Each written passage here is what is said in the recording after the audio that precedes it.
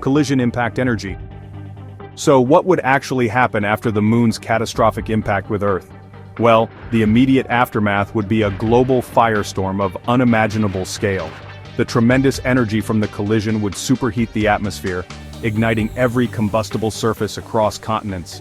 Forests, cities, everything would be engulfed in an inferno. As these firestorms rage, they'd pump colossal amounts of soot, ash, and greenhouse gases into the atmosphere, creating a thick, dark shroud that would completely block out the sun for months or maybe even years. This extended period of darkness, known as an impact winter, would cause global temperatures to plummet drastically. Photosynthesis, which is the fundamental process supporting most life on Earth, would just grind to a halt. The chilling temperatures, combined with the lack of sunlight, would decimate plant life, leading to a catastrophic collapse of food chains. The air itself would become unbreathable, filled with toxic gases and fine particles from the fires and pulverized debris.